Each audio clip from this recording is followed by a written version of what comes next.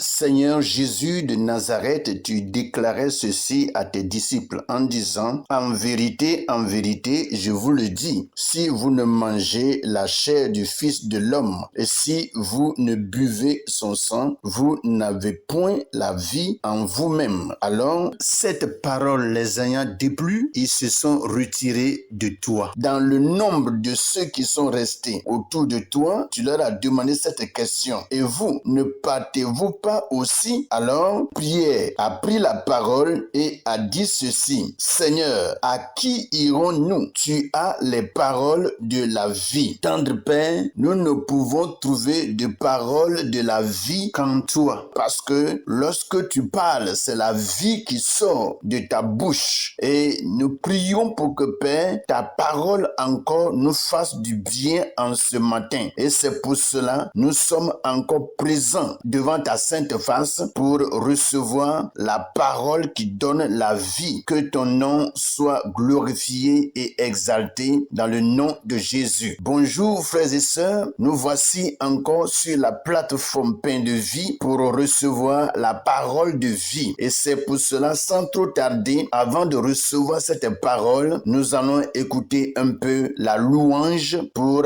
rafraîchir notre esprit et semer la joie dans notre cœur. Soyez bénis et c'est parti.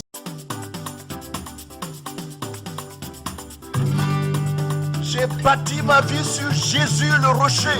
Je n'aurai plus jamais peur.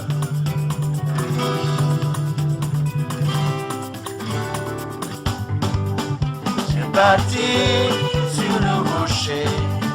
Quand viendra la tempête, ma maison résistera. Ma maison est en Jésus. J'ai bâti sur le rocher. Quand viendra la tempête, ma maison résistera. Ma maison est en Jésus. Oh, j'ai bâti sur le rocher. Quand viendra la tempête, ma maison résistera. Ma maison est en Jésus. La pluie et le vent souffleront. Satan se déchaînera. Mais ma maison est en Jésus. Je n'aurai jamais peur. La pluie et le vent souffleront. Satan se déchaînera. Mais ma maison est en Jésus. Je n'aurai jamais peur. La pluie et le vent souffleront. Satan se déchaînera. Mais ma maison est en Jésus. Je n'aurai jamais peur. Je n'aurai jamais peur. Je n'aurai jamais peur. Je n'aurai jamais peur. Je n'aurai jamais peur. Oui, comme notre louange le dit, j'ai bâti sur le rocher. Quand viendra la tempête, ma maison résistera. Ma maison est en Jésus et je n'aurai jamais peur. Bien-aimés frères et sœurs, lorsque notre vie est ancrée en Jésus-Christ, il n'y a rien qui peut nous faire trembler. Parce que la Bible déclare que nous sommes dans le creux des mains de l'Éternel et personne ne peut nous ravir de ses mains. Et le nom de l'Éternel est pour nous une tour forte dans laquelle nous nous réfugions. Étant réfugiés dans cette tour forte durant toute la nuit, nous avons été préservés contre toute activité de l'ennemi, ce qui nous permet de nous réveiller ce matin en pleine santé spirituelle aussi bien que physique. Que le nom de l'Éternel soit béni. Bien-aimés frères et sœurs, c'est merveilleux vraiment d'appartenir à Dieu qui sans cesse porte ses regards sur nous et étend sa main sur notre vie en vue d'assumer toute une protection totale dans notre vie. Que son nom soit élevé et exalté à jamais. Sans trop tarder, je vais inviter chacun d'entre nous à prendre la Bible pour notre méditation de ce matin. Notre passage de ce matin se trouve dans le livre d'Ésaïe, chapitre 22, à partir du verset 8 au verset 11. C'est le passage que le Seigneur s'est choisi ce matin pour encore nous éclairer et réveiller notre conscience par rapport à la marche avec lui. Sans trop tarder, nous allons passer à la lecture de notre passage de ce matin. Les derniers retranchements de Juda sont forcés et en ce jour, tu visites les armures de la maison de la forêt. Vous regardez les brèches nombreuses faites à la ville de David et vous retenez les eaux de l'étang inférieur. Vous comptez les maisons de Jérusalem et vous les abattez pour fortifier les murailles. Vous faites un réservoir entre les deux murs pour les eaux de l'ancien étang. Mais vous ne regardez pas vers celui qui a voulu ces choses. Vous ne voyez pas celui qui les a préparées de loin. Voici notre passage de ce matin. Ainsi lu, nous allons sans trop tarder procéder à notre méditation, dont le thème s'intitule « Compter sur Dieu avant les solutions humaines ». Dans notre passage de ce matin, Jérusalem fait face au danger. Le peuple s'organise, prépare les armes et renforce les défenses. Humainement, tout semble réfléchi et stratégique, mais un problème grave apparaît. Le peuple agit sans regarder à Dieu. Ce texte nous enseigne une vérité essentielle. Les solutions humaines ne remplacent jamais la dépendance à Dieu. Notre thème de ce matin sera traité sur 4 points suivants. Point 1. L'homme cherche souvent des solutions visibles. Point 2. La prudence humaine sans Dieu reste incomplète.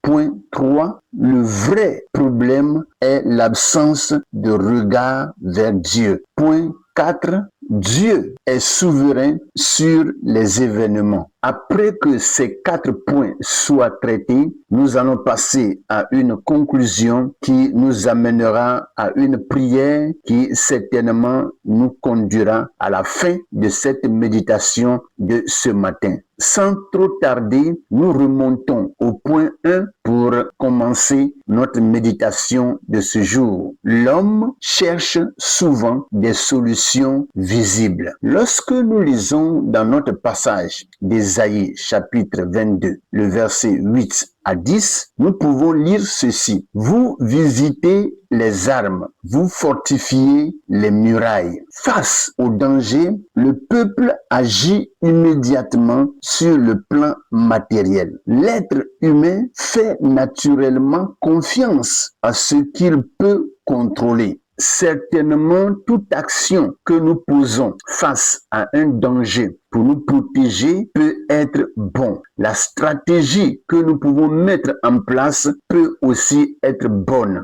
Mais lorsque nous faisons ces choses et que nous n'avons pas égard à Dieu et que nous ne comptons pas sur Dieu, nous n'avons aucune confiance en lui et que nous avons confiance en nous-mêmes, c'est qu'il y a un échec qui nous guette. Peu importe ce que nous allons mettre en place pour nous protéger, mais le mieux, c'est de porter nos regards sur le Seigneur, nous remettre entre ses mains afin qu'il nous guide en toutes choses. Là, nous aurons plus de victoire et de réussite dans tout ce que nous entreprendrons. Nous passons rapidement dans Psaume chapitre 20, le verset 8, un passage que nous lisons très souvent. Il est écrit: ceux-ci s'appuient sur leurs chars et ceux-là sur leurs chevaux.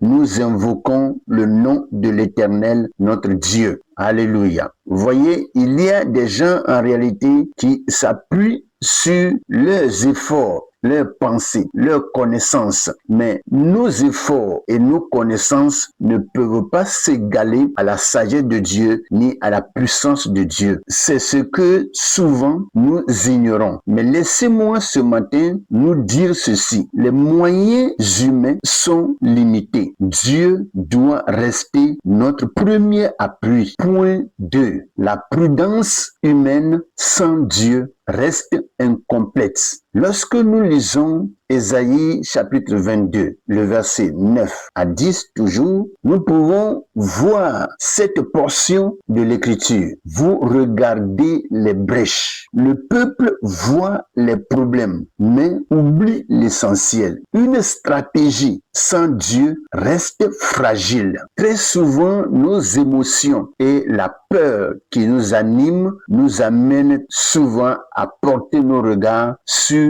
les problèmes lorsque des difficultés surviennent sur notre vie. Là, nous ne portons plus les regards sur Dieu, mais ce sont les problèmes qu'on regarde. Mais lorsque nous regardons les problèmes, qui interviendra pour donner solution? C'est Dieu qui le fera. Mais lorsque nous détournons nos regards de lui, alors nous risquons de ne pas avoir de solution. Donc le mieux, c'est de porter premièrement le regard sur Dieu et prendre un appui sur lui. Alors tout ce que nous allons faire portera fruit et aboutira à un bon résultat. Lisons Proverbe chapitre 3, le verset 5. Confie-toi en l'Éternel de tout ton cœur et ne t'appuie pas sur ta sagesse. Par ce passage, disons que la sagesse humaine a des limites. Dieu voit plus loin que nous. Nous pouvons remarquer dans notre vie que tout ce que nous entreprendrons en dehors de Dieu ne va pas loin. Ça s'arrête en chemin. Mais lorsque nous nous accordons avec le Seigneur et que Dieu tient nos mains, il nous conduit très loin et la réussite est totale et parfaite. Point 3. Le vrai problème est l'absence de regard vers Dieu. Dans Ésaïe chapitre 22, le verset 11, nous pouvons lire ceci. Vous ne regardez pas vers celui. Nous pouvons voir ici que le peuple travaille, construit et organise, mais sans chercher Dieu. Au vu de ce que je suis en train de dire, lorsque nous voyons les grandes nations aujourd'hui qui se développent à chaque instant et ils construisent de grandes routes, de grands ponts, de grands buildings, mais ils ne s'appuient pas sur Dieu. Et c'est pour cela, des fois, Dieu envoie des inondations fortes, des tempêtes fortes et renverse tout ce qu'ils ont entrepris. À quoi sert de trop compter sur sa force pour ne pas se pencher un peu vers Dieu pour que le Seigneur nous communique sa sagesse? Lisons 2 Chroniques, chapitre 16, le verset 9. Car l'Éternel étend ses regards sur toute la terre pour soutenir ceux dont le cœur est tout entier à lui. Ce que nous ignorons des fois, c'est que dans nos actions, nous oublions que Dieu a ses regards sur nous et il observe toutes choses. Sachons-le bien que Dieu cherche des cœurs tournés vers lui. La dépendance à Dieu attire son secours. La plupart des gens qui perdent leur vie aujourd'hui, lorsqu'ils sont dans des situations dangereuses, c'est des gens qui refusent de dépendre de Dieu. Ils veulent compter sur leur propre connaissance et raccourcissent leur vie. Bien-aimés frères et sœurs, lorsque nous dépendons de Dieu, son secours est tout près de nous et il intervient à chaque moment où l'ennemi veut s'attaquer à notre vie pour nous sauver. Point 4. Dieu est souverain sur les événements. Lorsque nous lisons notre passage, Ésaïe chapitre 22, le verset 11, nous pouvons lire ceci. Celui qui les a préparés de loin. Rien n'arrive sans que Dieu ne le sache. Il demeure souverain même dans les crises. Et nous devons aussi savoir que tout ce que nous utilisons ici-bas, c'est Dieu qui les a préparés. Et c'est pour cela, pour que nous puissions utiliser ce que Dieu a fait, nous devons vraiment porter le regard sur notre Père, notre Créateur, qui nous a donné ces choses et lui être reconnaissant en toutes choses. Et alors, dans les moments de crise, il ne nous abandonnera pas. Romains chapitre 8, le verset 28, nous dit ceci. Nous savons du reste que toute chose concourt au bien de ceux qui aiment Dieu. Tout peut arriver à celui qui aime le Seigneur, mais en toute chose, la main de Dieu est sur ce dernier pour intervenir au temps opportun et l'arracher du danger. Ceci pour nous dire que Dieu contrôle ce que nous ne comprenons pas. Il agit avec sagesse et intelligence.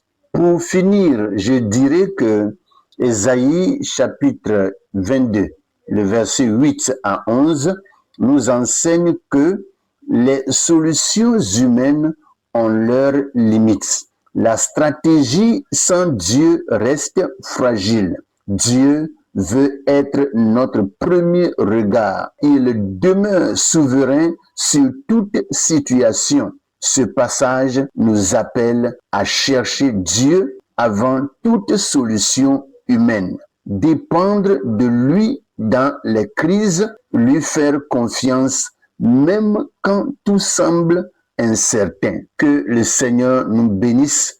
Passons à notre moment de prière. Seigneur Dieu puissant, pardonne-nous lorsque nous comptons d'abord sur nos propres forces. Apprends-nous à lever les yeux vers toi avant de chercher des solutions humaines. Dans nos combats et nos inquiétudes, sois notre sagesse, notre refuge et notre direction. Que nos cœurs dépendent entièrement de toi au nom de Jésus-Christ.